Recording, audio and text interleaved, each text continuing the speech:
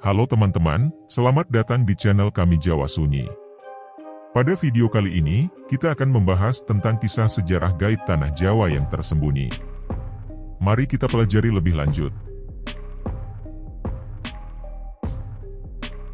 Awal sejarah Pulau Jawa terbungkus dalam misteri, tidak diketahui dunia hingga dikunjungi oleh peziarah dari Cina, F.A. Hien pada tahun 412 Masehi. Menurut buku, Sejarah Gaib Tanah Jawa, karya C.W. Leadbeater, cetakan 1 Maret 2015, diceritakan bahwa 2000 tahun sebelum Masehi, Pulau Jawa merupakan koloni bangsa Atlantis. Namun, setelah kehancuran Atlantis, Jawa menjadi negeri terpisah.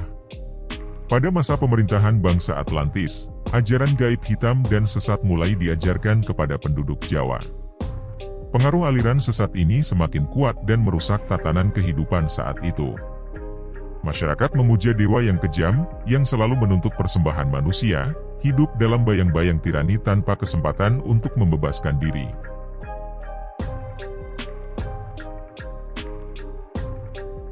Pada masa itu, mereka diperintah oleh seorang raja yang juga imam agung dari aliran hitam tersebut.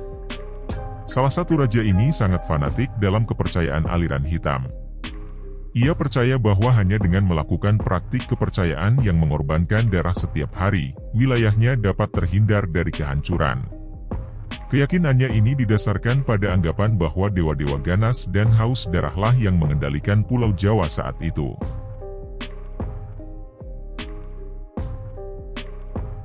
Raja tersebut memutuskan untuk membangun sebuah pemagaran gaib guna menjaga dan memelihara perlindungan atas Pulau Jawa.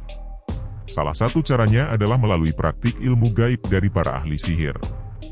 Tujuannya adalah agar praktik penyembelihan darah bagi dewa-dewa haus darah di seluruh Jawa dapat berlanjut selama berabad-abad. Raja menciptakan mantra yang sangat kuat di atas Pulau Jawa agar aliran hitam yang dianutnya tidak lenyap selamanya.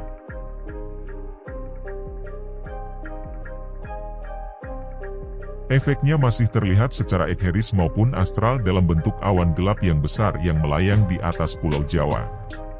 Awan hitam ini tampaknya terikat pada titik-titik tertentu, sehingga tidak terbawa oleh angin dan tetap berada di tempatnya. Titik-titik lokasi awan hitam ini sengaja dimagnetisir oleh raja, dekat dengan kawah-kawah gunung berapi. Salah satu alasannya adalah karena kawah-kawah tersebut sering dihuni oleh beragam jenis makhluk halus, sehingga makhluk-makhluk gaib itu dapat diperintah oleh sang raja.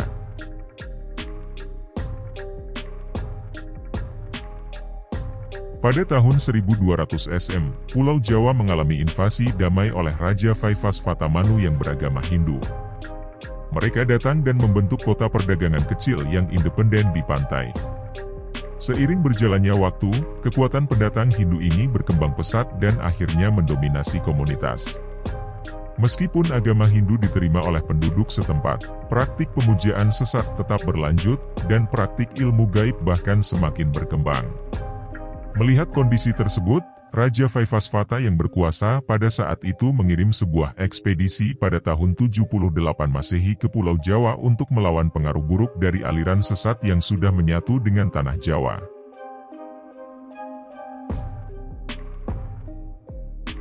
Pemimpin ekspedisi tersebut adalah seorang ahli spiritual bernama Aji Saka atau Sakaji, yang memahami tugas yang diembannya.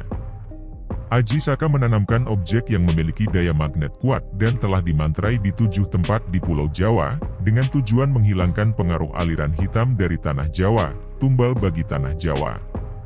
Tempat terpenting dan paling kuat untuk menguburkan tumbal atau jimat ini dipilih oleh Aji Saka di perbukitan yang mengarah ke Sungai Progo, dekat dengan pusat Pulau Jawa.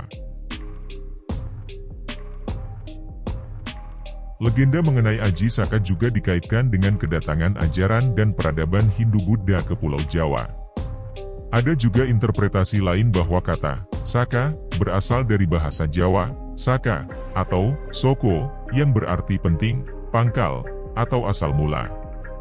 Jadi, nama Aji Saka memiliki arti Raja Asal Mula, atau Raja Pertama. Mitos ini mengisahkan tentang kedatangan seorang pahlawan yang membawa peradaban, keteraturan, dan ketertiban ke Jawa. Aji Saka dikisahkan mengalahkan Raja Jahat Prabu Dewata Cengkar, penguasa aliran hitam yang saat itu menguasai Pulau Jawa.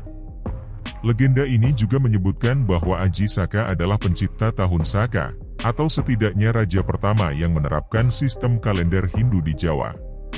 Tumbal Aji Saka untuk melawan kekuatan hitam tetap bertahan hingga beratus ribu tahun kemudian, hingga saat jin kembali berkuasa, hujan darah melanda, dan bencana merajalela.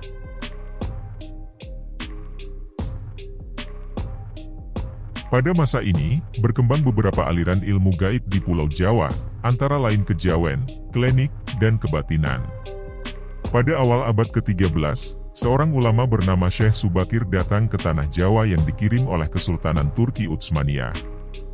Syekh Subakir adalah seorang ulama besar yang bertugas melindungi tanah Jawa dari pengaruh negatif makhluk halus saat penyebaran agama Islam di Nusantara dimulai.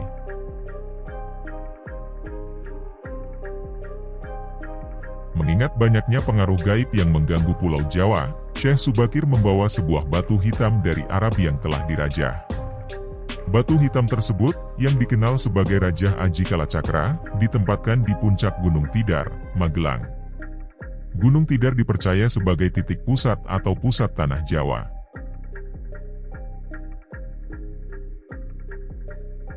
Dengan pemasangan batu tersebut, kekuatan gaib yang mengganggu di Pulau Jawa dapat diusir. Pada masa ini, ilmu kebatinan berkembang menjadi beberapa cabang, termasuk ketabiban, kawaskitaan, kesaktian, kanuragan, kekebalan, pengasihan, dan tenaga dalam. Setelah wafatnya Syekh Subakir, pemagaran gaib untuk melawan pengaruh negatif terus dilakukan oleh para wali songo yang mengajarkan ajaran Islam di Jawa. Salah satu wali songo yang terkenal adalah Sunan Kalijaga. Wallahu a'lam bishawab. Sumber: buku Sejarah Gaib Tanah Jawa, karya C.W. Leadbeater, cetakan 1 Maret 2015. Itulah sedikit sejarah tentang kisah sejarah gaib Tanah Jawa yang tersembunyi. Semoga video ini bermanfaat dan jangan lupa untuk like, share, dan subscribe channel kami. Terima kasih sudah menonton.